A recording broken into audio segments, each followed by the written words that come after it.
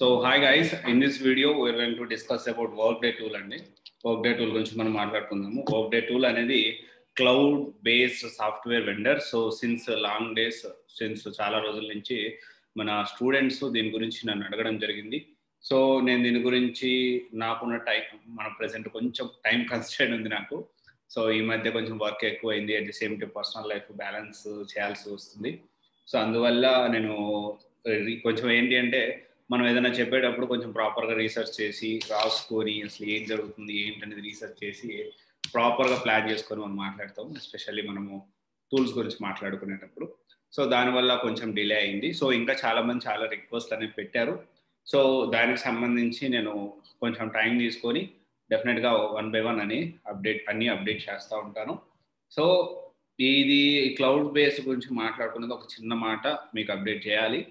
So నేను ఎంత చెప్పకూడదు అనుకున్నా కానీ చెప్పాల్సి వస్తుంది, మీరు అర్థం చేసుకోండి.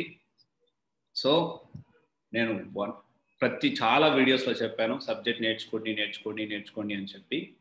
సో దాన్ని ఇప్పుడు మీరు చాలా సీరియస్గా తీసుకోవాల్సిన టైం అనేది ఇప్పుడు ప్రజెంట్ అంటే అలాంటి సిచ్యువేషన్ ఇది.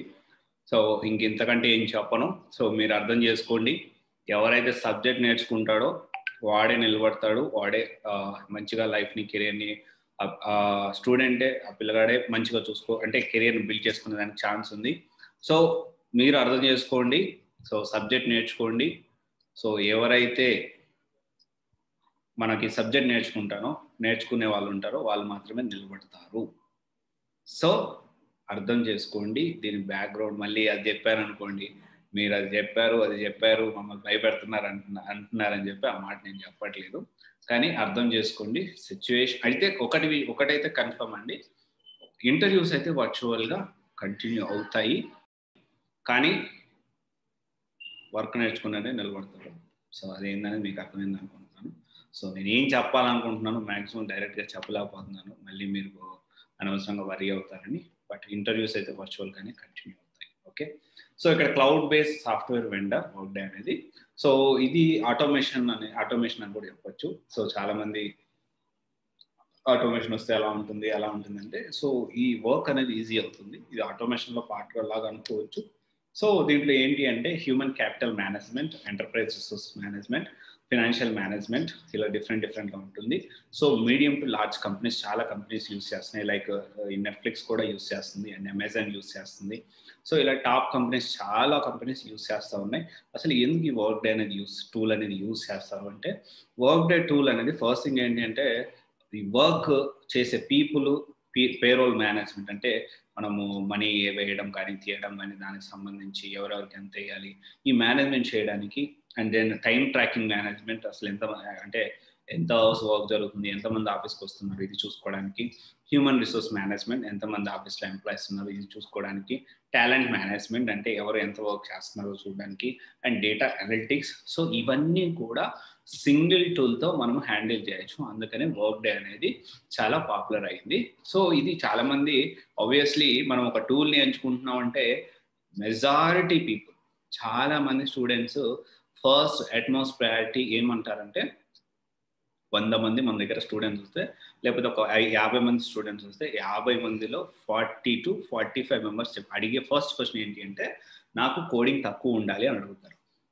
ఓకే, ఆ కోడింగ్ తక్కువ ఉండాలి అంటారు. సో ఆ కోడింగ్ తక్కువ ఉన్న టూల్లో ఇది ఒక టూల్. ఓకే, సో దీని గురించి కూడా మనం ఒక మంచి పాయింట్ మాట్లాడుకుందాం. కోడింగ్ తక్కువ అనేది ఏమవుతుందో ఒకసారి మనం డిస్కస్ చేసుకుందాము. సో ప్రెజెంట్ దీని గురించి మాట్లాడుకుందాం. సో ఇంకొక తర్వాత విషయానికి వస్తే we can access 24/7 through cloud అనమాట. ఇది ఒక అడ్వాంటేజెస్. ఇది ఏమేమి అన్ని ఇండస్ట్రీస్లో almost top universities, education industry, health care industry, manufacturing industry, financial industry, technology, retail industry, every ఇండస్ట్రీలో ఇది అయితే యూస్ చేస్తున్నారు. అండ్ శాలరీస్ గురించి కూడా మనం డిస్కస్ చేసుకుందాము.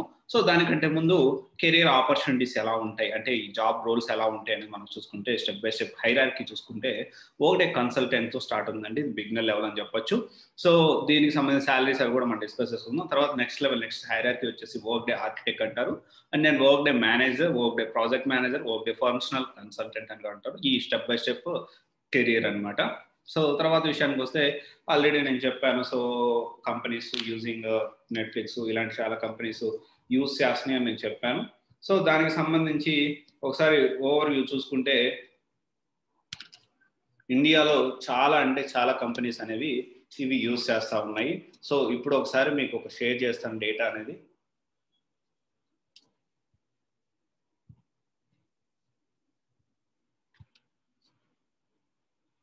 సో ఇది ఒక ప్యాక్ డేటా అనేది దీంట్లో ఒకసారి చూడండి.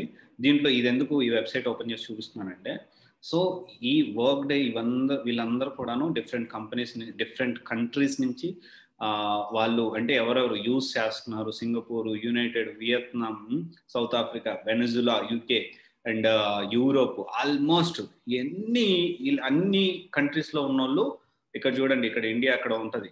ఇండియా అందరూ అనమాట, ఆల్మోస్ట్ అందరూ కూడా ఇది వర్క్ డే టూల్ అనేది యూజ్ చేస్తూ ఉన్నారు. You can go through this అనమాట. సో మీరు ఆ వెబ్సైట్కి వెళ్తే మీరు చూసుకోవచ్చు. అసలు ఎందుకు ఇవన్నీ మాకెందుకండి, మాకు ఆపర్చునిటీస్ ఎలా ఉన్నాయంటే, సో దానికి ఆపర్చునిటీస్ గురించి ఆపర్చునిటీస్ చెప్తూ దాని గురించి ఎందుకు కంట్రీస్ గురించి మాట్లాడుతున్నానంటే, సో ఇక్కడ మనం చూసుకుంటే అన్ని అంటే ఎంతమంది ఎక్కువ కంపెనీస్ యూజ్ చేస్తున్నాయి కాబట్టి ఆబ్వియస్లీ మనకి అవకాశాలు కూడా ఎక్కువ ఉంటాయి.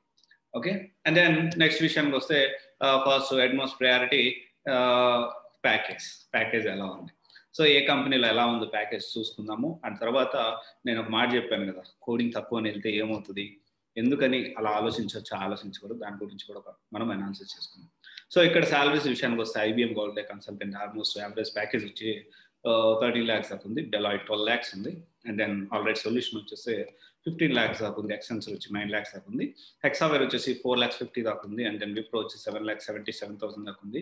క్యాప్జీ వచ్చి 9 lakhs దాకా ఉంది. HCL వచ్చి 6 lakhs, DXC 8 lakhs, ఇట్లా KPMG 15 lakhs. ఇలా చూసుకుంటే there are N number of అనమాట. సో డిఫరెంట్ గా ఉంది. యావరేజ్ వచ్చేసి ఆల్మోస్ట్ అన్ని కంపెనీస్ చూసుకుంటే 11 lakhs దాకా ఉంది. It is very good good package అని చెప్పొచ్చు.